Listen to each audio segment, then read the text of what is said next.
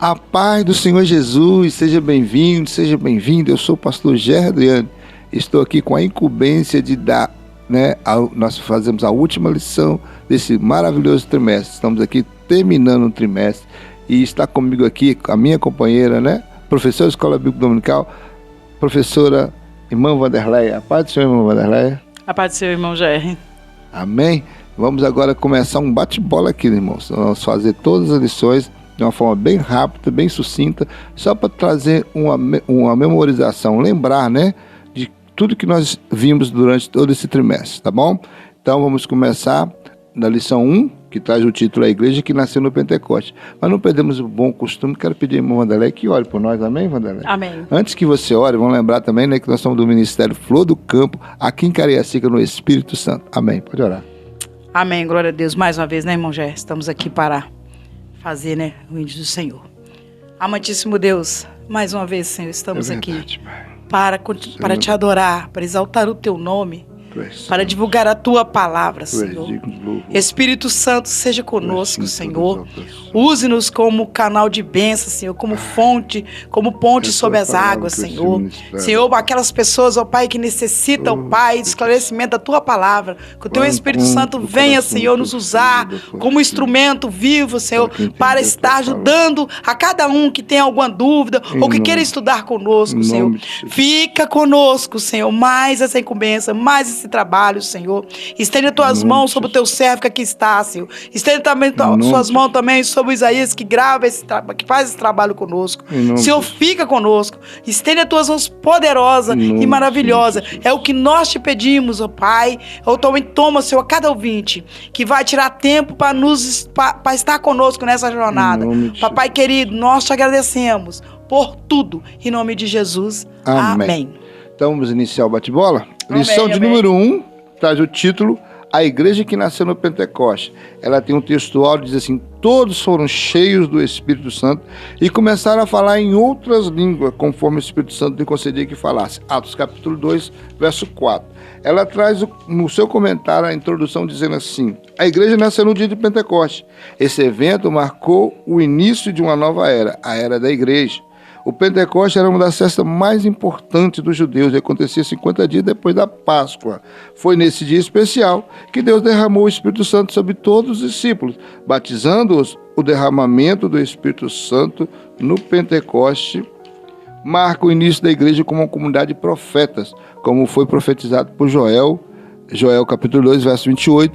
No livro de Atos, Lucas ensina que esse acontecimento tinha um significado especial para o fim dos tempos, pois havia sido anunciado pelos profetas do Antigo Testamento.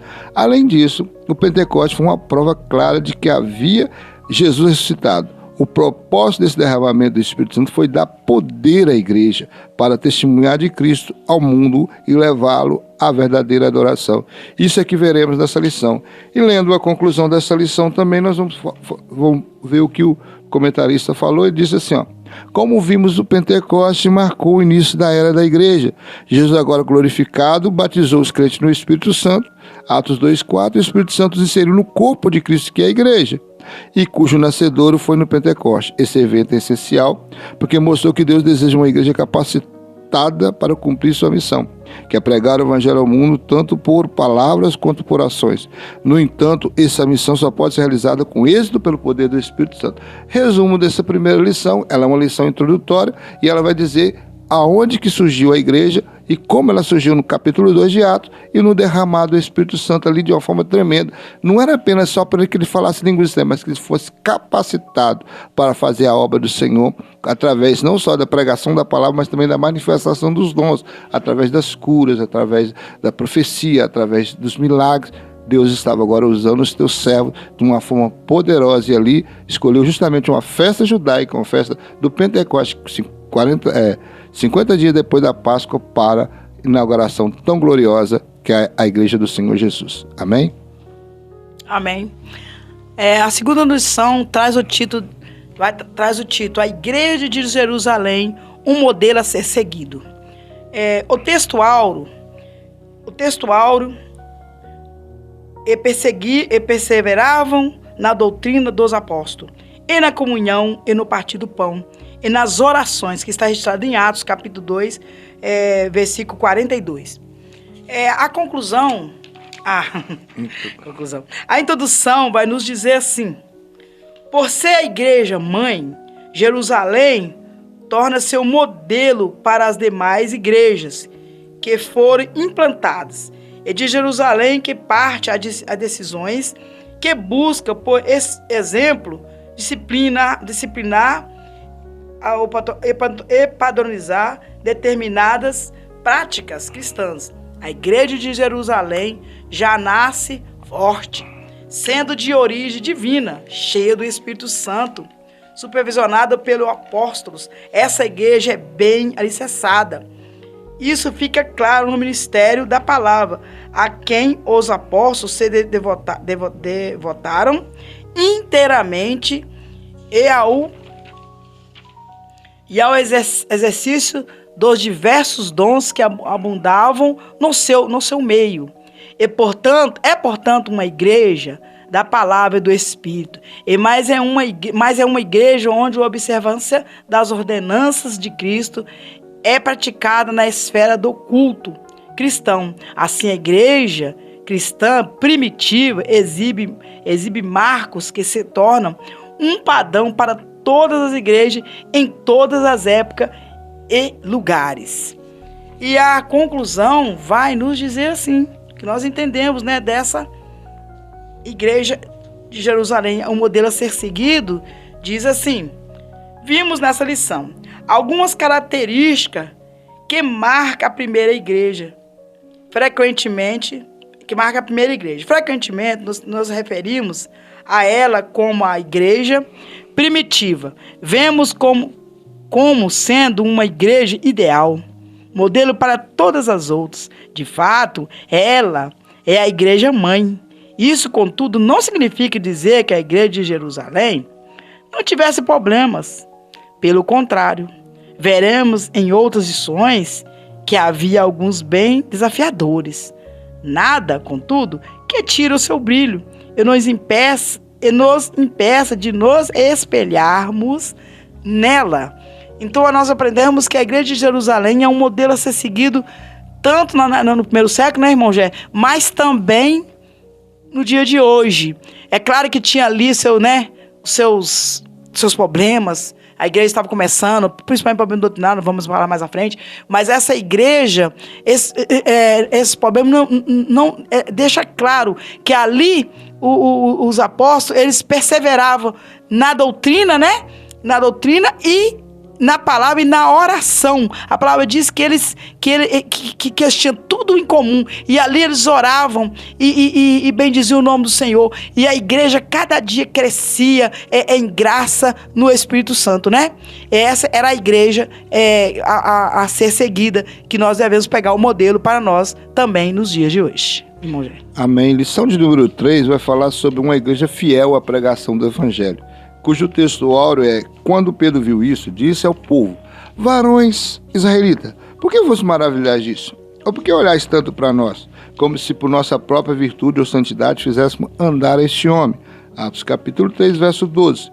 Já na introdução vai dizer: essa lição, ela mostrará uma das marcas de uma igreja bíblica, seu compromisso com a pregação da palavra de Deus. Uma igreja verdadeira valoriza a mensagem das Escrituras e coloca Jesus Cristo no centro de tudo que ensina. Por meio da pregação da Bíblia é que o mundo pode conhecer a Cristo.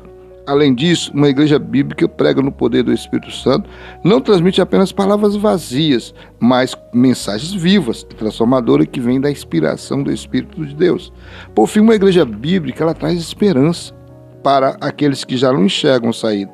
Ela anuncia que há um futuro de refrigério e renovação na presença do Senhor. E ela traz a nossa conclusão nessa lição, diz assim: chegamos ao fim de mais uma lição. Nela vimos uma grande importância que a pregação bíblica tem e como devemos ser fiéis na exposição do texto sagrado. Pedro, mesmo sendo um simples pescador, com uma gramática e conhecimento limitados, sabia expor com maestria a Escritura Sagrada. Assim como ele, devemos nos render totalmente ao Espírito Santo, sendo cheios dele, para sermos exitosos no ministério da Palavra de Deus.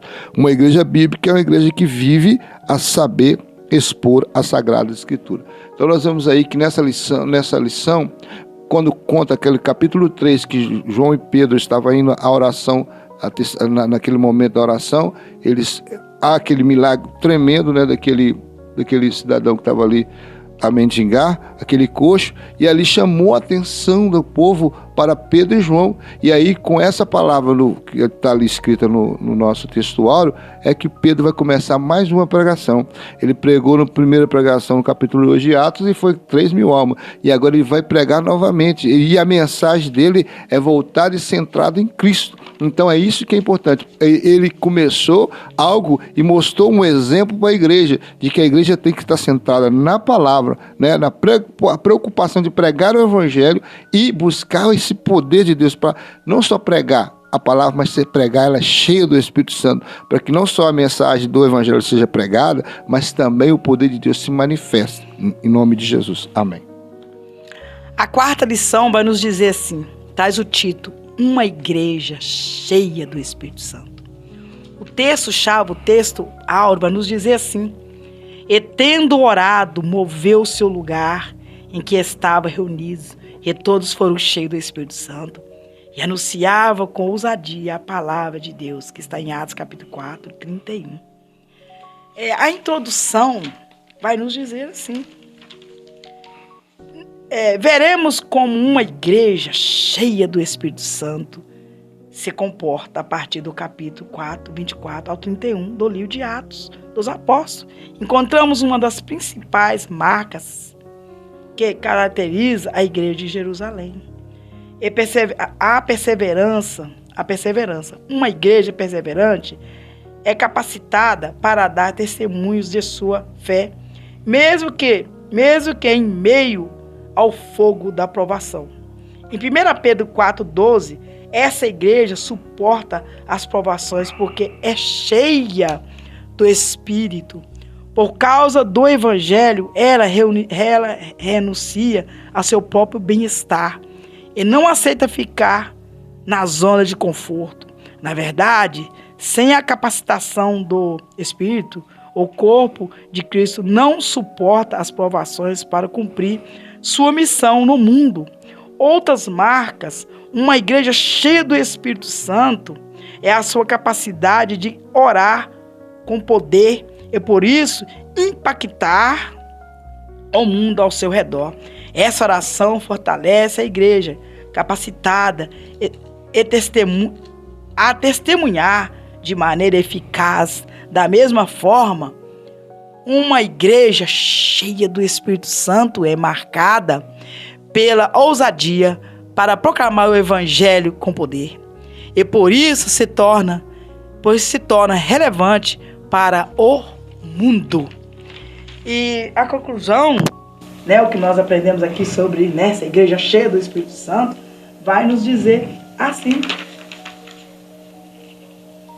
é uma igreja que está cheia do Espírito Santo, que ela é cheia do Espírito Santo.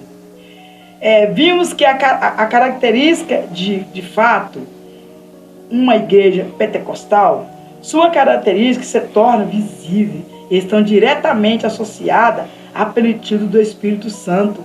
A primeira igreja não foi perfeita, como o livro de Atos deixa bem claro. Contudo, suas limitações eram superadas por um viver diário sob a capacitação do Espírito Santo. Se queremos, de fato, ser uma igreja relevante, devemos nos deixar encher do Espírito Santo. Então, para que nós possamos suportarmos, irmãos, as tribulações, né, irmão Gé? As lutas, perseguições, nós devemos ser aqui, como está falando dessa igreja. Nós temos lutas, irmãos, nosso corpo é fraco, mas o Espírito Santo ele nos capacita a suportar como ele capacitou a esses irmãos, né? A suportar as lutas. Muitas vezes, a perseguição, às vezes, dentro dos nossos próprios lares. Às vezes, enfrentando perseguições dos nossos parentes, perseguições no nosso trabalho. Mas se estivermos buscando, estivermos cheios do Espírito Santo de Deus, nós suportaremos essa luta, porque a pessoa cheia do Espírito Santo, ele não se preocupa só com o seu bem-estar, mas ele preocupa com o bem-estar da sua fé, ele preocupa com o bem-estar das outras pessoas, porque o Espírito Santo, ele faz essa pessoa suportar e dar força para ele continuar a pregoar essa palavra, porque o Espírito Santo, ele nos consola, ele nos reveste. Amém? Lição de número 5 vai falar uma igreja cheia de amor. Textuário vai dizer, e era um coração e a alma da multidão dos que criam. Ninguém dizia que coisa alguma do que possuía era sua própria, mas todas as coisas lhe eram comum. Atos capítulo 4, verso 32. A introdução dessa lição me diz assim: veremos como o amor de Deus se manifesta numa igreja genuinamente cristã. Ele capacita a igreja a enxergar os mais necessitados, a buscar os caminhos para suas carências serem entendidas. Esse amor, contudo, não é um mero sentimento humano. Em vez disso, ele é uma expressão máxima da graça de Deus, que foi derramada abundantemente nos corações daqueles que creem em Jesus. Somente através do amor de Deus, o cristão aprende a ser solidário, generoso com aqueles que precisam de suas necessidades supridas. E a conclusão dessa lição vai nos dizer da forma que, de mais uma lição, vimos que como o amor de Deus derramado nos corações da primeira igreja, mobilizou os crentes a socorrer os mais necessitados. Isso aconteceu de forma voluntária, quando cada um, de acordo com suas posses, se prontificaram a dar o que lhes pertencia. Não há igreja cristã verdadeira sem essa identificação com o outro. Ninguém pode fechar os olhos diante das necessidades alheias e se auto-intitular cristão. O verdadeiro amor se realiza no atendimento à necessidade do próximo. É muito bonita essa lição, porque fala do que aquilo que é mais sublime na igreja, a questão do amor. E Jesus vai dizer nas suas últimas instruções dos seus discípulos, no livro de João, que nisto conhecereis que sois meus discípulos, se tiverdes amor um pelos outros. Então a identificação da verdadeira igreja, como aqui nós estamos falando da igreja de Jerusalém, é manifesto no amor. É quando eles veem que entre eles há um amor que não é deles, é um amor que veio de Deus. E a Bíblia fala que Deus derramou o seu amor em nossos corações de uma forma abundante. Esse amor é o amor ágape, aquele amor sem interesse, aquele amor que Paulo vai, em 1 Coríntios 13, vai narrar sobre esse amor, né? O amor que tudo suporta, tudo crê, tudo espera. Esse é o verdadeiro amor, irmão Wanderlei. Amém. A lição 6, número 6, traz o título: uma igreja que não conivente com a mentira. Meu Deus. O texto-chave diz assim: disse então Pedro a Ananias: por que encheu Satanás o teu coração, para que mentisse ao Espírito Santo e retivesse parte do preço da herdade? Está registrado em Atos capítulo 5, versículo 3. E a introdução vai nos dizer assim, ó: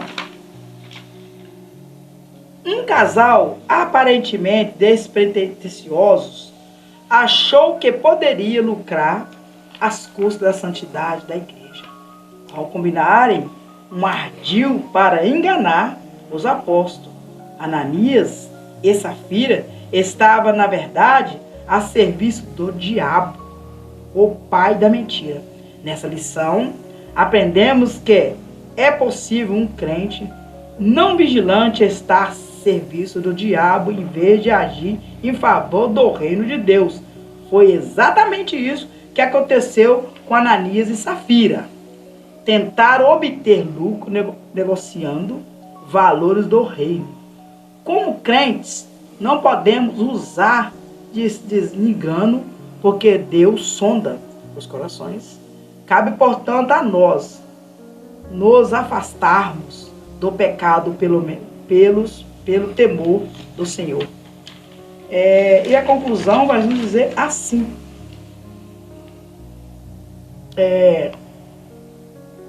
um crente, é possível, é uma pergunta, é possível um crente pecar? Se acostumar com o pecado sem se arrepender? É possível que ele encontre até mesmo justificativa plausível para comportamentos notavelmente pecaminosos. Contudo, uma coisa é certa: não é possível escapar do juízo divino. No caso da igreja de Jerusalém, o juízo divino veio de forma rápida É preciso, contudo, em outros, como no caso de Contínuo, o apóstolo Paulo cobrou uma ação enérgica por parte da igreja, que havia se tornado tolerante em relação ao comportamento pecaminoso de um crente, que está em 1 Coríntios 5, versículo 1 a 13. Em outras situações, Paulo deixou claro que Deus exerceu o seu direito de juízo com aqueles que havia pecado, que está em 1 Coríntios, capítulo 11, de 30 ao 32. Fica alerta, ninguém é capaz de enganar a Deus. No caso de Ananias e Safira, irmãos, eles venderam a propriedade, né? Os irmãos todos conhecem essa história. E ali eles mentiram e o juízo ele veio imediatamente. Logo após a mentira, quando ele chega até ali, primeiro morre o marido, depois morre a mulher. Aí você vai me dizer assim, Malé, mas hoje nós estamos no tempo da graça, o Senhor, muitas das vezes as pessoas pecam e acham que não terá nenhuma punição. Irmãos, pecar, mentir é uma coisa muito fácil. Às vezes as pessoas nos perguntam uma coisa tão simples, às vezes de falarmos a verdade, às vezes, muitas vezes a pessoa nos pergunta se temos fulano, você pode ir em tal lugar assim, às vezes nós por simplesmente costume mentimos. E a mentira, irmãos, quando um crente não observa que está na prática da mentira, aquilo se torna um vício. E aí, por isso nós vemos crentes apáticos, abatidos, crente que, às vezes, pessoas cristãs que, às vezes, eles oram e você não vê nenhuma eficácia nas suas orações, porque muitas das vezes estão na prática da mentira. Mas aqui a lição ensinou bem claro, quem é o pai da mentira é o diabo. Então, se nós irmos para essa prática da mentira, estaremos de acordo com o Satanás, o diabo, a besta, né? O maligno. Irmãos, temos que estar sempre vigilante para que nós não possamos entrar nessa prática de pecar. Porque a mentira, ela nos torna crentes raticos, né? Crente fracos. Irmão Jé. Lição 7. Uma igreja que não teme a perseguição. O texto ora vai dizer: porém, respondendo Pedro e os apóstolos disseram, mais importa obedecer a Deus do que aos homens. Atos capítulo 5, verso 29. E a nossa introdução dessa lição diz assim, que desde o seu início, a igreja enfrenta oposição e perseguição. Por sua própria natureza, a fé cristã atrai sobre si a rejeição e a perseguição. Isso porque a fé cristã, por defender princípios exclusivos, muitas vezes se choca com valores seculares e mundanos. Foi assim no primeiro século e assim ainda hoje. Contudo, devemos destacar que a igreja não está sozinha nem abandonada no mundo. Deus é o seu dono e, portanto, seu protetor. Vemos ao longo da história da igreja o Senhor agindo em diferentes formas para dar livramento e vitória ao seu povo. Assim, nessa lição, veremos como Deus fez isso, capacitando e empoderando o seu povo para viver no meio de um mundo hostil. E já na nossa conclusão dessa lição, diz que vimos que uma igreja capacitada pelo Espírito Santo enfrenta perseguições. O cristão, portanto, não deve se assustar com elas. No contexto do cristianismo bíblico, essa é a regra, não é a exceção. Ninguém gosta de ser perseguido. Contudo, as Escrituras nos previnem a respeito da realidade da perseguição da jornada cristã. Isso não significa que o sofrimento deve ser um alvo a ser alcançado, mas que devemos estar conscientes e que não podemos evitá-lo. Portanto, nosso foco deve estar em Deus, pois é Ele quem pode nos guardar e capacitar no meio do sofrimento. Não foi à toa que Jesus falou aos seus discípulos lá, também nas últimas instruções, em João capítulo 16, no verso 33, ele diz: tenho-vos dito isso para que em mim tenhais paz. No mundo tereis aflições, mas tende bom ânimo, eu venci o mundo. Essa palavra foi uma palavra de injeção de ânimo na igreja. Falou: olha, eu vou dizer isso aqui, mas é para que vocês tenham paz em mim. Mas vocês vão ser perseguidos, vocês vão ser afrontados, eles não vão aceitar. E nós vamos ver aí, no transcorrer de toda essa lição desse trimestre, a primeira perseguição foi religiosa, foi do Sinédrio, foi dos judeus, que não aceitavam a mensagem do Evangelho. Depois você vai ver que isso vai progredir, vai virar estatal. O Estado agora, através de Herodes, vai perseguir também, não vai aceitar a mensagem que vai ser pregada. Então, eles têm que estar preparados para isso. Jesus falou, então prepara, porque da mesma forma que perseguiram a mim, vão perseguir a vós. Da mesma forma que odiaram a mim, vão odiar a vós. Então nós temos que estar sempre convictos disso, irmão. Seja no trabalho, seja na sua família, na sua parentela, no meio da sua vizinhança, na própria igreja, de repente você vai ter obstáculos, mas você tem que ter essa confiança que o Senhor já venceu o mundo e Ele também nos dá condição de poder perseguir. Por isso que a Bíblia fala que nós somos mais que vencedores em Cristo Jesus. Amém. A lição 8 traz o título: Uma igreja que enfrenta os seus problemas. O texto áureo, o texto-chave, diz assim: Escolhei, pois, irmãos, dentre vós 7 varões de boa reputação, cheios do Espírito Santo e de sabedoria, os quais constituímos sobre este importante negócio, que está em Atos capítulo 6, versículo 3. A introdução vai nos falar assim, exploraremos a dinâmica bíblica, um ministério essencial de serviço à igreja, que nos ensina sobre o serviço ao próximo.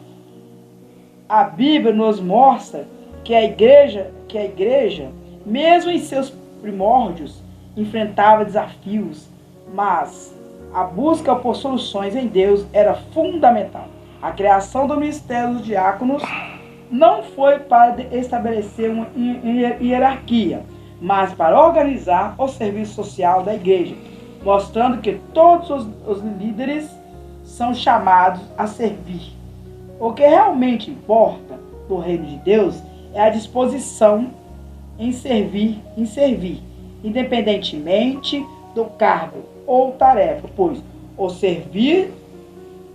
serviço é a essência do trabalho na igreja.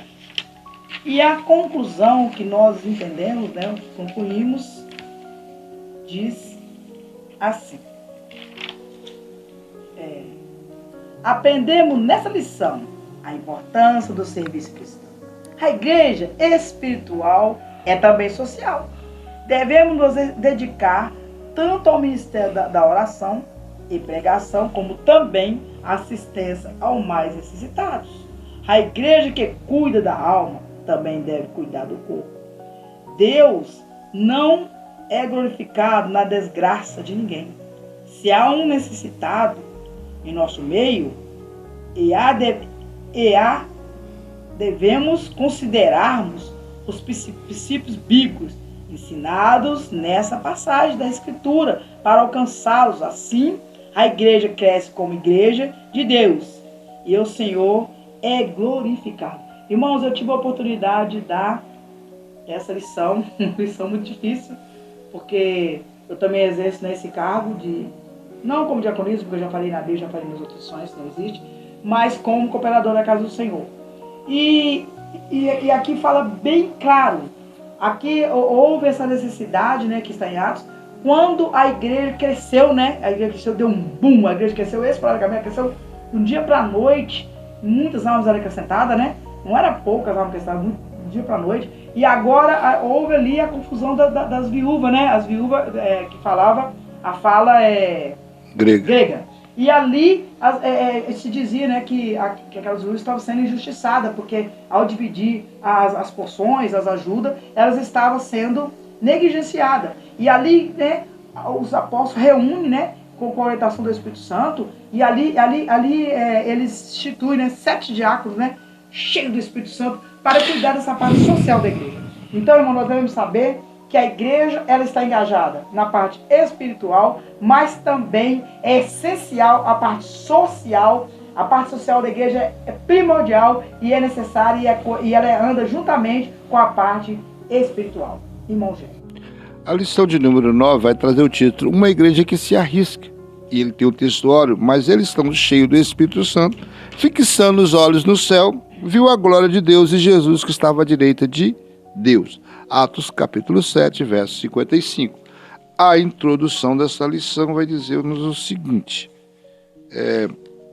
Na lição de hoje, vamos conhecer um pouco mais sobre a vida de Estevão, um dos 7 escolhidos para a diaconia.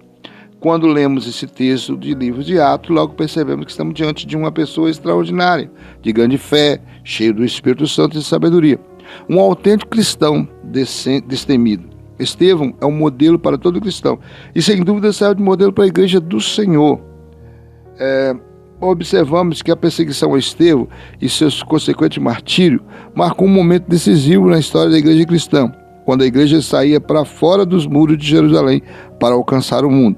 Estava tendo, portanto, o cumprimento das palavras de Jesus de que a igreja seria testemunha tanto de Jerusalém, Judéia, Samaria e até os confins da terra. Atos 8, verso 1, marca o início daquilo que foi anunciado em Atos 1, verso 8. E a conclusão dessa lição vai dizer assim, que Estevão, um dos 7 escolhidos para o trabalho social e da primeira igreja, representa o modelo de uma igreja verdadeiramente bíblica. Qualificado, cheio de fé, do Espírito Santo, não teme se posicionar diante de um mundo e de uma cultura contrários. Não teme o sofrimento, nem mesmo a morte na defesa daquilo que acredita e prega. É o modelo de uma igreja que, em vez de ficar no seu conforto, vai até as últimas consequências, arriscando-se pelo seu Senhor. Então nós temos aí o modelo, né? A irmã Vanderlei falou sobre a questão da diaconia no capítulo 6, né? A formação do diaconato, e agora nós temos aqui um exemplo de um dos diáconos chamado Estevão, numa perseguição porque ele pregava a verdade. Quem lê o capítulo 7 de Atos vai ver uma mensagem maravilhosa sendo pregada por Estevão, para mostrar desde do Velho Testamento até o Novo, que Jesus realmente é o Messias. E eles não queriam ouvi-lo. E aí agora ele vai ser levado ao martírio por causa disso. E agora também, com essa situação, nós vamos ver que na próxima lição vai falar sobre isso, a expansão da igreja. Com esse motivo, dessa morte, né, ele vai ter uma visão maravilhosa do trono, vai ver Jesus de pé, esperando ele, porque ele vai ser o primeiro, né, vencedor que vai passar pelo viés do martírio, mas com a morte dele também virá uma grande perseguição, e aí a igreja vai cumprir, né, o que foi pregado em Atos 1:8, que Jesus falou que seria para que eles fossem até os confins da terra, e Atos 8:1 vai cumprir, em nome de Jesus. Meu Deus. Vamos para a 10ª lição, que traz o título, a expansão da igreja. Vai falar um pouco sobre o que o irmão já disse ali.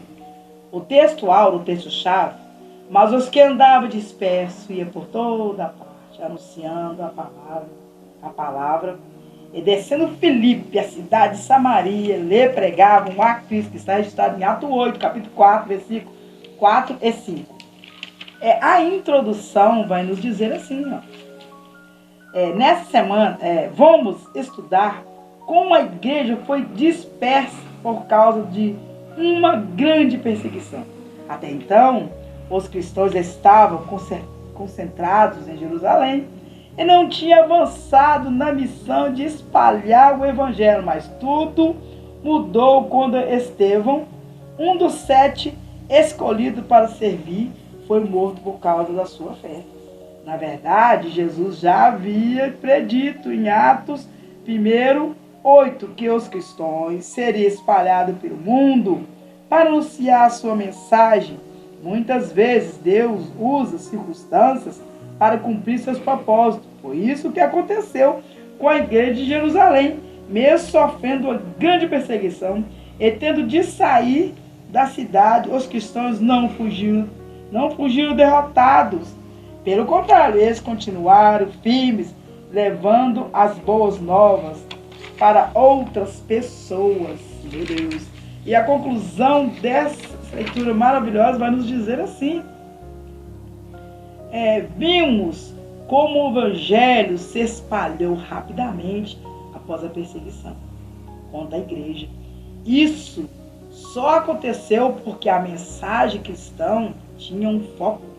Claro, a palavra de Deus é a cruz de Cristo. A palavra de Deus é a cruz de Cristo. Sem Cristo e sem Bíblia, não é evangelho. A Bíblia não destaca os métodos que Filipe usou para evangelizar Samaria, mas enfatizava o poder do Espírito Santo e da palavra de Deus. Esse é o exemplo que devemos ser. A palavra de Deus diz que Jesus disse: ficar em Jerusalém até que do alto se revestir de poder. E eles foram revestidos do Espírito Santo. Ali em Atos capítulo 1, o Espírito Santo inaugura ali, né? Ele desce, Atos 2. Ele desce ali onde estava reunido. E a Bíblia diz que todos foram cheios do Espírito Santo. E a igreja de Jerusalém era crescida, menino, eu queria estar nessa igreja. A igreja de Jerusalém crescia esporadicamente e ali todos, nada tinha falta. Eles compartilhavam no partir do pão, nas orações. Irmãos, cada dia a igreja acrescentava mais pessoas. E ali todos eram batizados do Espírito Santo. A Bíblia diz que não faltava nada naquela igreja, que todos vendiam sua propriedade, né? E traziam aos pés dos apóstolos. Ninguém tinha necessidade alguma. Mas a Bíblia diz que começou-se uma grande perseguição. E agora, Estevão morre apedrejado. Mas ao morrer, ele diz: eis que eu vejo o céu aberto. E agora muitos, quase todos são dispersos, de menos os apóstolos que ficam ali na cidade. Mas a palavra diz que Filipe, um dos 7 diáconos escolhidos, a palavra diz que ele sai disperso, mas ele não sai correndo, não sai amedrontado, ele sai falando a verdadeira palavra. E a palavra diz que onde ele passava, onde Filipe se encontrava, ele pregava a Cristo. Muitas das vezes, irmão, nós pensamos assim: eu não sou teólogo, eu não sei falar bonito, eu não conheço todas as escrituras, eu não sei palavra rebuscada, eu não sei falar, eu não sou teólogo, eu não fiz curso de teologia. Mas eu quero dizer para você, querido irmão, que a palavra do Senhor é simples. A Bíblia diz que Filipe pregava a Cristo. Você sabe dizer que Jesus salva, que Ele cura, que Ele liberta e que Ele leva para o céu. A igreja continua em expansão. Essa igreja só vai acabar no dia que Jesus nos buscar, no dia que a igreja for arrebatada. Mas a igreja, ela está sempre em expansão. E a palavra do Senhor diz que se você não se preocupe com palavras difíceis, mas faça como Filipe. Pregue a Cristo. Pregue a palavra de Cristo. Pregue a Jesus. Irmão Gé. Lição de número 11 traz o título: Uma igreja hebreia na casa de um estrangeiro. O texto áureo vai dizer que respondeu então Pedro: pode alguém porventura recusar a água para que não sejam batizados esses que também receberam como nós o Espírito Santo? Atos capítulo 10, verso 47. A nossa introdução dessa lição, ela traz assim a seguinte palavra: nessa semana estudaremos sobre como a igreja judaica de Jerusalém deu um passo gigantesco quando foi chamada por Deus para compartilhar sua fé com pessoas de outras nações. O apóstolo Pedro foi escolhido divinamente para pregar as boas novas de salvação aos gentios, do que na época não era aceitável. Atos 10 é uma das mais impressionantes histórias da Bíblia, onde fica evidente o grande amor e a graça de Deus em salvar a todos aqueles que demonstram fé na pessoa de seu bendito Filho, Jesus Cristo. Lucas destaca em seu livro que os gentios foram salvos e receberam o dom do Espírito da mesma forma que os judeus no Pentecoste. A conclusão dessa lição vai dizer que a graça de Deus se manifestou trazendo salvação a todas as pessoas. Está em Títus capítulo 2, verso 11. A missão da igreja na casa do gentio Cornélio mostra como o amor de Deus pode alcançar todas as pessoas, independentemente da cor, da raça, que abrem seu coração à poderosa mensagem da cruz. Aqui também vemos que a fé evangélica não é algo subjetivo, mas marcada pela ação e presença real do Espírito Santo na vida daquele que crê. Então é interessante essa lição, porque essa lição vem mostrar que realmente aquilo que estava sendo difícil para os judeus não queriam de qualquer maneira pregar para outros, senão para os judeus. E começou desde Pentecostes, né?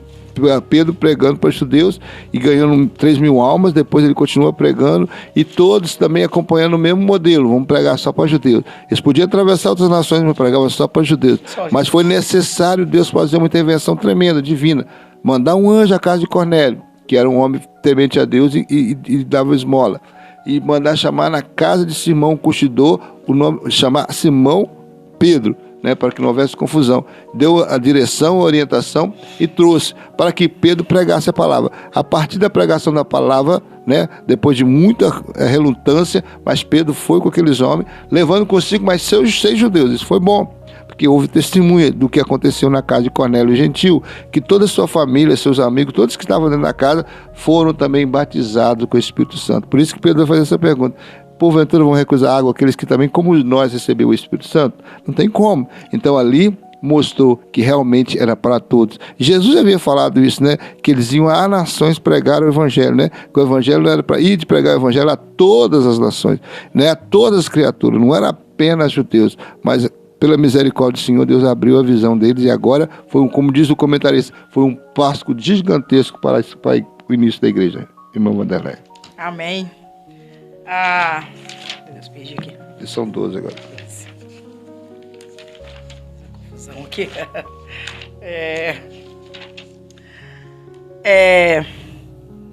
A 12ª lição vai nos dizer assim: o caráter missionário da igreja de Jerusalém.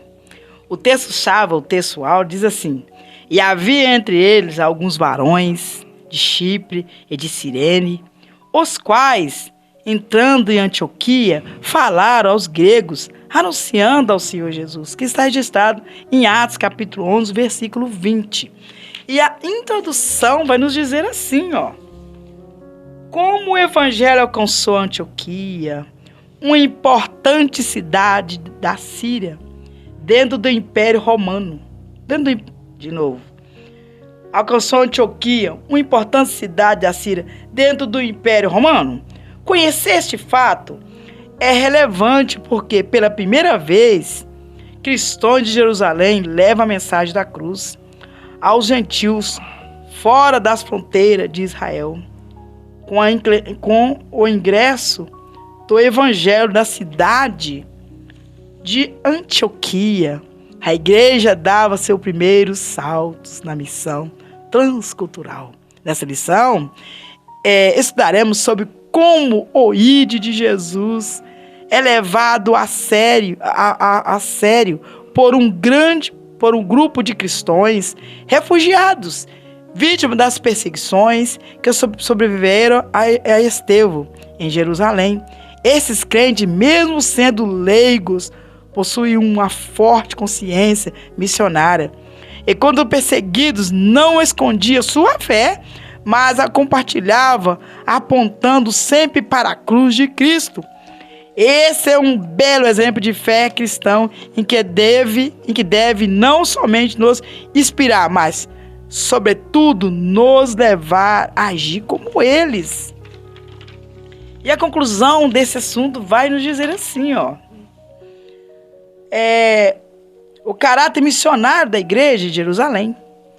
Aprendemos com a providência de Deus, como o Deus de Deus faz com que o evangelho chegue por meio da igreja ao povo ainda não alcançados. O que se destaca não é a metodologia sofisticada de evangelismo, mas a graça de Deus que capacita pessoas simples e anônimas a realizarem uma obra. Quem deseja fazer, Deus capacita. Ninguém jamais terá tudo que precisa para cumprir a obra de Deus. No entanto, se Deus tiver tudo de nós, Ele nos habitará a realizá-la. Irmãos, aqui a igreja ela dá um passo, gigantesco. Ela começa a pregar. A igreja agora sai de Jerusalém e começa a fazer aquilo que o Senhor disse. Que todo o evangelho ser pregado. Samaria, até, Judéia, Samaria, até os confins da terra. E agora a igreja começa a sair e a pregoar aos gentios, que somos nós, irmãos. Agora, irmãos, a palavra do Senhor, Deus de Gênesis,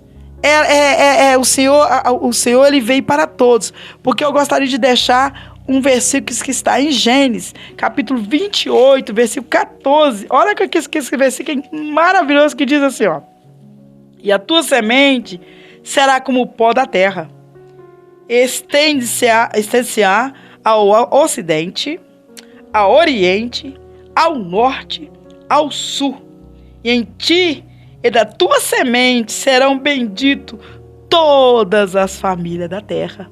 Então aqui já fala em Gênesis, que em Abraão seria bendita todas as famílias da terra. Porque muita da gente, os judeus diziam assim, mas nós temos como pai Abraão. E eles desfaziam dos judeus, eles faziam dos gentios, achando assim que os gentios, para ser salvo, muitos, nós vamos ver na lição 13, que teria até mesmo que se tornar prosélito, de se tornar judeu, toda a prática de Moisés para seguir. Mas a Bíblia fala, já tem a promessa que em Abraão todas as famílias da terra todos os povos seriam abençoados. Irmão Jerry. Nós agora definitivamente estaremos na lição 13, a lição que vai ser ministrada no próximo dia 28 de setembro de 2025. Estamos encerrando mais um trimestre para a glória de Deus.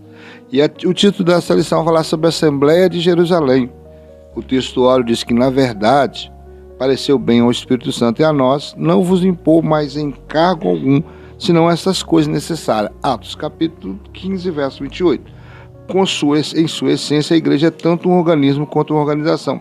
E como tal, precisa seguir princípios e regras para funcionar plenamente. A lição bíblica em classe dessa lição vai estar em Atos capítulo 15, verso 22 a 32, que vai dizer assim: então pareceu bem aos apóstolos e aos anciãos, com toda a igreja, eleger varões entre eles e enviá-los com Paulo e Barnabé a Antioquia, a saber Judas, chamado Barsabás, e Silas, varões distintos entre os irmãos, e por intermédio desses escreveram o seguinte: os apóstolos, os anciões, os irmãos, aos irmãos dentre os gentios que estão em Antioquia, Síria, Cilícia, saúde. Porquanto ouvimos que alguns que saíram dentre nós vos perturbaram com palavras e transtornaram a vossa alma, não lhe tendo nós dado mandamento. Pareceu-nos bem, reunidos concordemente, eleger alguns varões e enviá-los com nosso amado Barnabé e Paulo, homens que já expuseram a vida pelo nome do nosso Senhor Jesus Cristo. Enviamos, portanto, Judas e Silas, nos quais da boca vos anunciarão também o mesmo. Na verdade, pareceu bem ao Espírito Santo e a nós não vos impor mais encargos alguns, senão essas coisas necessárias: que vos abstenhais das coisas sacrificadas aos ídolos, e do sangue, e da carne sufocada, e da fornicação. Dessas coisas fazeis bem se vos guardardes. Bem vos vá. Tendo-se eles então despedido, partiram para Antioquia, e ajuntando a multidão, entregaram a carta. E quando a leram, alegraram-se pela exortação. Depois Judas e Silas, que também era profeta, exortaram e confirmaram os irmãos com muitas palavras. Nós temos 3 objetivos nessa lição, que é mostrar o contexto, né? O primeiro objetivo, o contexto e motivos que levaram à controvérsia sobre a salvação dos gentios. O segundo é relatar os argumentos apresentados pelos apóstolos, especialmente por Pedro e Tiago, sobre a inclusão dos gentios na igreja. E o terceiro é reconhecer a importância, né, da direção do Espírito Santo na resolução de conflitos, na preservação da unidade da igreja. Amém. A nossa introdução, ela diz assim: com essa lição, terminamos mais um trimestre, pena, né, de estudo sobre a igreja de Jerusalém. Aqui veremos como a igreja agiu para resolver conflitos de natureza doutrinária. Um grupo composto por fariseus convertidos à fé insistiu que os gentios convertidos à fé que os deveriam guardar a lei, melhor dizendo, especialmente o rito da circuncisão. No entendimento dos apóstolos, se isso fosse exigido, a salvação deixaria de ser totalmente pela graça, e o que era inaceitável. Devido à dimensão da questão e a sua importância para o futuro da igreja, os líderes se reuniram em Jerusalém para buscar uma solução para o problema. Lucas deixa claro que a decisão tomada pela igreja naquele momento foi guiada pelo Espírito Santo, e é isso que veremos agora, e a palavra-chave é Assembleia. Nós vamos falar de uma forma bem resumida, porque nós tivemos que fazer, né, esse bate-bola de todas as lições. Vamos falar um pouco dessas questões. Não vou estar lendo todos os subtópicos, mas vamos estar falando um pouco. Mas surgiu esse problema, já estava sendo, né, veiculado, e chegou até Jerusalém isso aí, que no meio dos que converteram, né, entre aspas, lá em Jerusalém, ou na pregação dos apóstolos, ou até mesmo daqueles que ouviram a mensagem e pregaram para outrem. Então aí eles eram convertidos, mas alguns, né, entre os fariseus, colocou no coração que todos, para serem realmente salvos, deveriam seguir os ritos, né, chamados judaizantes. Ritos judaicos, o que é? Principalmente a circuncisão, obrigando aos gentios convertidos. Até então, no princípio, não queria nem pregar para os gentios, né? Vamos entender isso. Depois, agora, quando os gentios começam a se converter, agora vamos judaizar eles, vou fazer eles se tornar judeus. Não conseguiram entender que o judaísmo tinha um tempo, né? Que a lei, ela foi até Jesus Cristo. A Bíblia fala, a lei, ela foi até Jesus Cristo. Então Jesus Cristo, até Jesus era a lei. Agora, a partir de Jesus Cristo, manifestou-se a graça. Então a graça é diferente da lei. E cristianismo não é segmento, não era uma seita do judaísmo. Então é isso que os primeiros judeus, aqueles, né, fariseus que estavam fazendo esse trabalho de judaizante e não entendiam, e queriam forçar os novos crentes por isso que agora chegou aos ouvidos de Jerusalém, aí os apóstolos, juntamente com os anciões, que eram os presbíteros da época, se reuniram numa assembleia, né, em Jerusalém, no capítulo 15 de Atos, para tomar decisões, o que fazer nessa situação.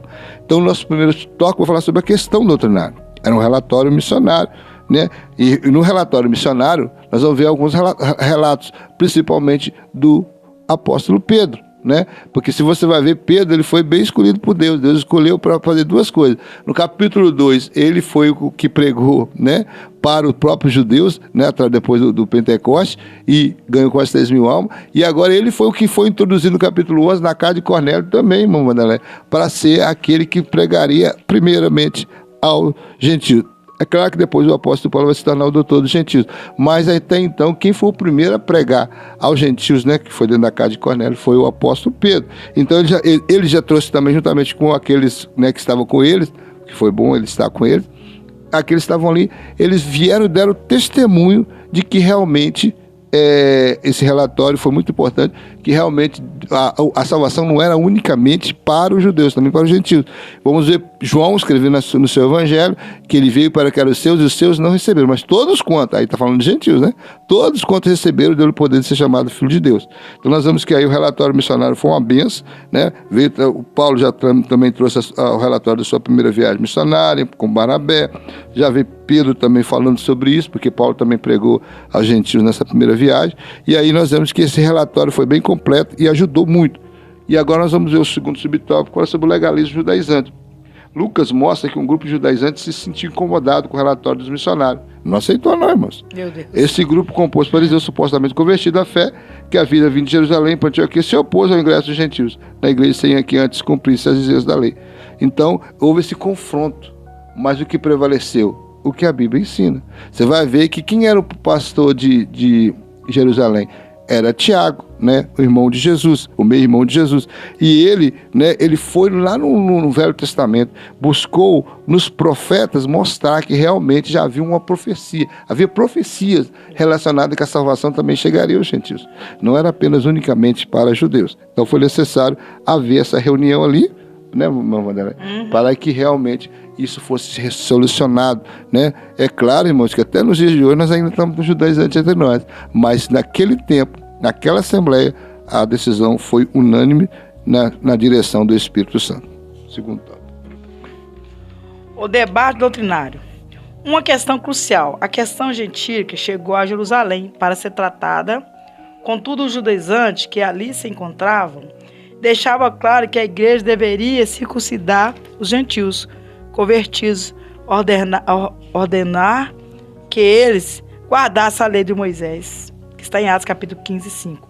No entanto, no entendimento desse grupo, sem a observância da lei, ninguém poderia se salvar. Pedro é o primeiro a ver a gravidade da questão. Percebe que ela não pode ser tratada de forma subjetiva. A questão deveria ser tratada com objetividade que o caso exigia. E a experiência da salvação dos gentios em Cesareia, ocorrida antes, deveria servir de parâmetro, que está em Atos capítulo 10, 1, 46.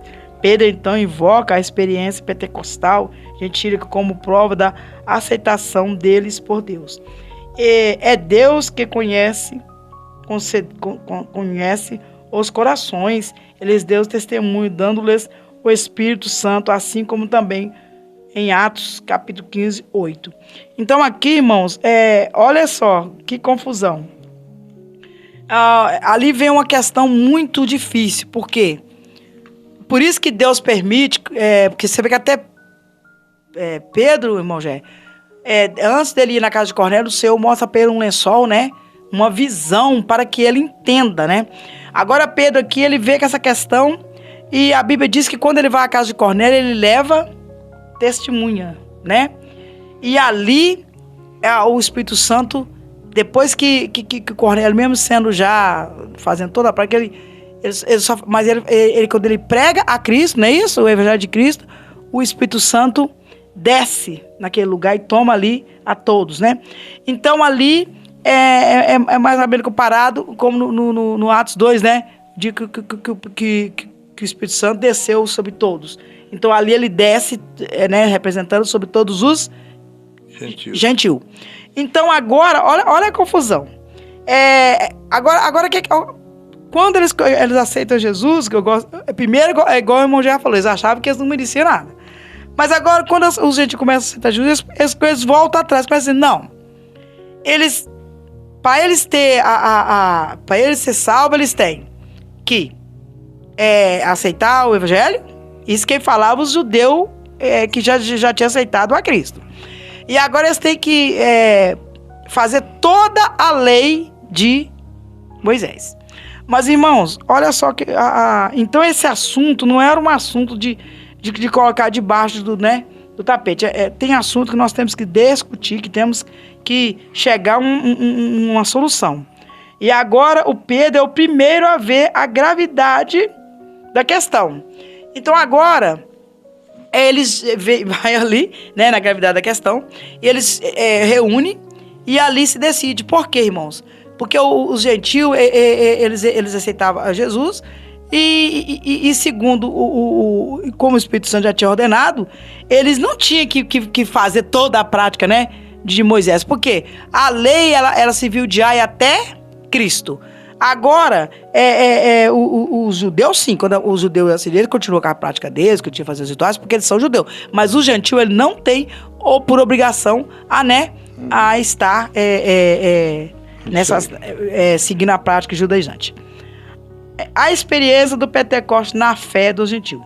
O derramamento do Espírito sobre o gentil, anos antes em Cesareia, na casa de Cornélio, que eu já acabei de falar, havia sido uma experiência objetiva e física observável por todos os presentes. Ali que está em Atos capítulo 10, 44, 46, Atos 2, 4.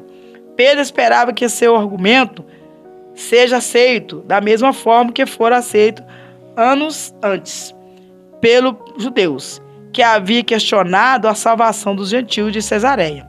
Convém lembrar que esse mesmo argumento de Pedro já havia sido usado pelo apóstolo Paulo, por ocasião de seus debates com os crentes da galáxia. Da mesma forma, ali, Paulo deixou claro que o recebimento do Espírito era um fato observável, que todos, portanto, tinham consciência de que havia recebido, que está em Gálatas 3:5. Então, ali vai haver, né, havia uma experiência já anterior, né, que já tinha acontecido. E Pedro agora usa o mesmo argumento, né, para defender, né, a posição, né, que foi levada em favor do gentil, não é isso? Uhum. No terceiro subtópico diz assim: a fundamentação profética da fé gentílica. Enquanto Pedro percorreu a experiência do Pentecostes como sinal da validação da fé gentílica, por outro lado, Tiago, irmão do Senhor Jesus, recorre a profecias para fundamentar sua defesa da aceitação dos gentios na igreja. Para ele, a inclusão dos gentios na igreja estava predita nos profetas. E como isso concordava as palavras dos profetas, que está em Atos capítulo 15.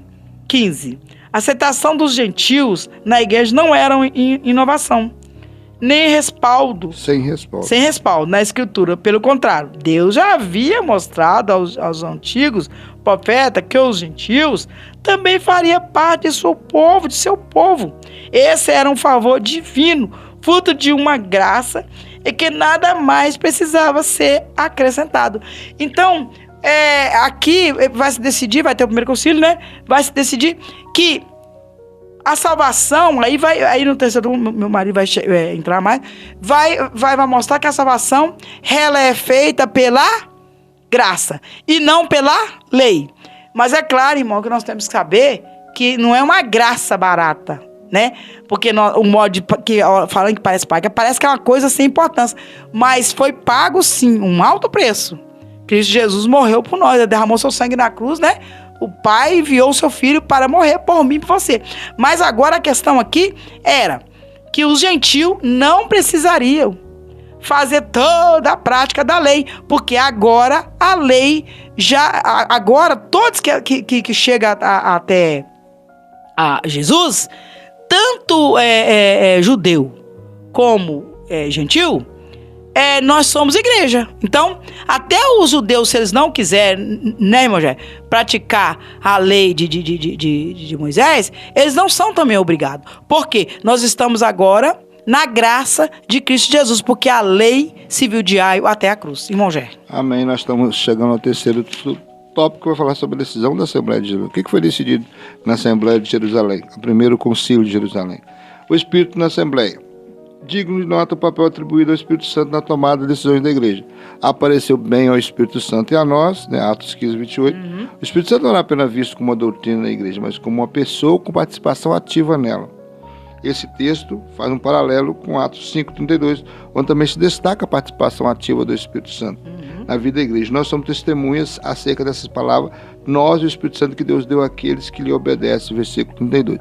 Irmãos, nós já vi alguns comentaristas dizer assim, que se você substituísse Atos dos Apóstolos por Atos do Espírito Santo, seria a mesma coisa. Porque, na verdade, desde que o capítulo 2, quando o Espírito Santo foi derramado na igreja, foi aí, a partir daí, que em todas as situações, em todos os capítulos do livro de Atos, você vai ver o Espírito Santo agindo, direcionando, derramando seu poder. Nós vamos ver aí, esse capítulo aqui, antes do capítulo 15, no capítulo 13, é o Espírito Santo, numa reunião de oração em Antioquia. A gente havia ali vários, né, profetas, vários, né, doutores que estavam ali reunidos em oração e jejum. Foi quando ele bradou no meio dali, dizendo, separando a Barnabé e a Saulo para uma obra missionária. Então o Espírito Santo já estava dentro da igreja, trabalhando desde o princípio, corroborando para que a obra crescesse através da mensagem do Evangelho e através da manifestação dos dons espirituais.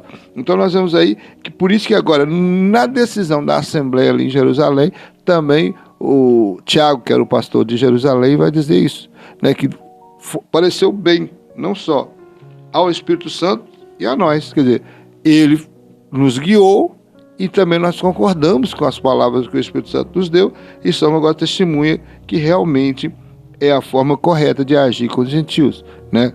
E aí nós vamos ver também no segundo subtópico a orientação do Espírito na Assembleia. O texto de Atos 15, 28 não nos diz como era feita a orientação do Espírito na primeira igreja. Contudo, a observação feita por Lucas de que Judas e Silas eram profetas, Atos 15, 32, e que eles fizeram parte da comissão que levava a carta com a decisão tomada pela Assembleia. Indica que o Espírito Santo se manifestava na igreja por meio dos seus dons, né? Isso explica porque as coisas funcionam na primeira igreja. Esse era o padrão da igreja primitiva.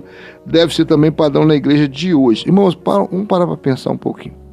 Já falei em outras lições sobre isso. Nós somos a igreja desse tempo presente, do século XXI, e é uma igreja que está vivendo debaixo de um contexto social muito difícil, porque nós estamos vendo o tempo da correria, da rapidez de comunicação, rapidez de alimento, rapidez, o fast food. Tudo que queremos tudo muito para ontem, nós não queremos para amanhã não, nós estamos querendo as coisas para ontem.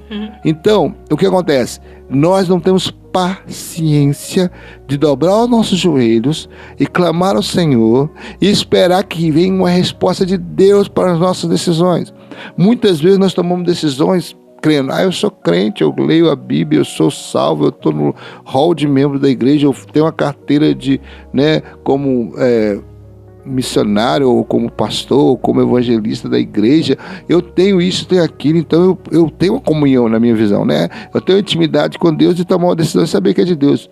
Mas será que realmente tudo que decidimos nos dias de hoje vem do nosso Deus? Será que realmente o Espírito Santo, e nós podemos falar como o Tiago falou, pareceu bem ao Espírito Santo e a nós? Será que realmente nós podemos falar, expressar assim, com veemência, com certeza, com convicção que realmente o Espírito Santo está nas nossas decisões? Porque nós não temos paciência de esperar realmente o bradar do Espírito Santo, vir um sonho, uma revelação, uma visão, um profeta, né? Alguém sendo usado pelo dom de profecia.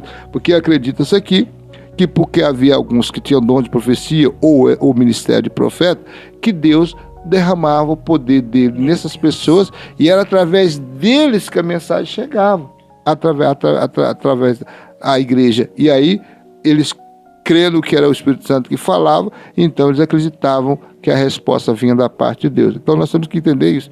nós não estamos nos assemelhando a eles. Por isso que ele falou, será que isso é o nosso padrão de igreja hoje?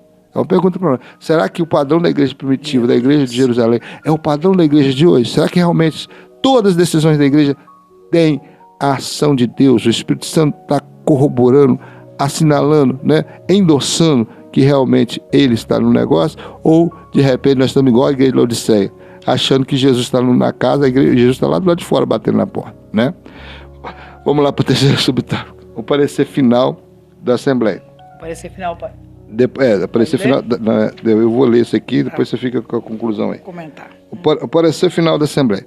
Depois dos intensos debates, o parecer da Assembleia foi que os gentios deveriam se abster das coisas sacrificadas aos ídolos, do sangue, da carne sufocada e da fornicação. Atos 15, 29. Fica óbvio que a igreja procurou resolver a questão mantendo-se rigorosamente fiel à doutrina da salvação pela graça. Isso é, sem os elementos do legalismo judaico, mas evitando o extremo de rejeitar os irmãos judeus que também compartilhavam da mesma fé. O legalismo deveria ser rejeitado, os crentes judeus não. Assim ficou demonstrado que os gentios eram salvos pela graça, mas deveria impor alguns limites à sua liberdade cristã, a fim de que o convívio com seus irmãos judeus não fosse conflituoso. Nós temos aí dois pesos, duas situações diferentes. Nós temos o crente agora gentios e nós temos agora os crentes judeus. O crente judeu já veio dessa formação mosaica, né? Seguindo todo o ritual, tem uma alimentação exclusivo de acordo, né? Você vai ver que Pedro não queria aceitar aquela visão porque era comida que os judeus não comiam, quando Deus mostrou aquela visão para ele. Então ele tinha todo o ritual na questão de comida, na questão cerimonial, na questão da circuncisão, na questão de tudo isso. Então o que foi aí uma questão de equilíbrio na decisão no parecer final da Assembleia? Que não ia tomar a liberdade dos novos crentes gentios, ao mesmo tempo também permitiria o convívio pacífico entre eles e os judeus, né? Para que eles também falassem, vocês também vão ficar livres, pelo menos dessas questões que nós estamos colocando aqui, vocês vão se eximir, não vão poder comer carne sacrificada a ídolos, não vão poder comer do sangue, da fornicação, dessas coisas nós não vamos permitir, que isso não é bom que vocês participem, porque também pode estar incorrendo em pecado. Amém? Quer comentar? Sim. Porque aí nós vemos que nós temos que entender, irmãos, que... Eu vou ler a conclusão? Posso ler? Pode ler e faça o comentário. A conclusão, vamos dizer assim, a igreja sempre será desafiada a enfrentar os problemas que surgem em seu meio. No capítulo 6 de Atos, vimos como ela resolveu um conflito de natureza social, provocada por reclamações de crentes helenistas, hebreus de fala grega. Aqui o problema foi de natureza doutrinária, uma questão melindrosa, que requeria muita habilidade por parte da habilidade para ser resolvida. Graças ao parecer de uma liderança sábia e orientada pelo Espírito Santo, Haggai tornou a decisão certa. A unidade da igreja foi preservada e Deus foi glorificado. Irmão, nós temos que entender o seguinte, aqui parece que é o primeiro concílio, não é isso? Irmãos, hoje não se fala concílio, não tem esse concílio, mas se tem as reuniões de membro. Antigamente tinha as convenções, tem reunião de membro, antigamente a Assembleia de Deus, eu falo da Assembleia porque é o que eu conhecia, tinha todo em 2 meses, tinha reunião só de membro, né? Hoje em dia já é mais aberto. Hoje tem as convenções, irmãos, que se reúnem os ministros, né? Os pastores, presbíteros, né? E ali se decide a questão da igreja. Irmão, nós temos que tomar muito cuidado, irmãos, porque aqui a palavra diz que eles buscavam o Espírito Santo, estava presente, e suas decisões eram pautadas na orientação de quem, irmão? Do Espírito Santo. Eu vou falar uma causa aqui, os irmãos vão achar meio estranho, mas eu tenho um conhecido, não é ético falar o nome, e ele disse para mim assim que ele vai sempre nas convenções, porque ele é um pastor. Ele diz assim que nas convenções eles estão tentando aprovar o casamento estável, irmão. Olha só. A união eu sempre confundo. Desculpa aí. A união estável, irmãos. Eu conheço um pouco sobre esse assunto, que eu já precisei ajudar uma pessoa. Irmãos, a união estável é um contrato que qualquer pessoa pode fazer. Um amigo que quer visitar, né, a pessoa no carro, às vezes só através dessa união estável é possível. Então esse é um contrato que não é um contrato de casamento, mas é um contrato assim, temporário, para que a pessoa possa entrar, né? Eu não sei se é usado em outras coisas, mas a forma que eu conheço que usa é quando entra, né, na presídio de prisões. E algumas convenções estão tentando legalizar essa união estável como casamento. Irmão, nós temos que estar buscando, o marido conversa muito sobre isso, buscando a palavra de Deus, buscando a orientação do Espírito Santo. Sabe por quê, irmão? Porque há muita coisa que está, como é que fala? Tratada em convenções que está fora da doutrina bíblica, está fora da presença de Deus. Deus não está concordando com muita coisa que está sendo decidida. Irmãos, então nós temos que buscar a orientação do Espírito. Essa última lição, né, vocês vão estudar nas suas classes. Mergulhe nessa lição, né, irmão? Já mergulhe, porque essa lição vai falar muito sobre isso. Irmão, nós temos que estar buscando a orientação do Espírito Santo de Deus para nossas vidas, porque há muitas decisões errôneas e algumas delas não são instruídas pelo Espírito Santo de Deus.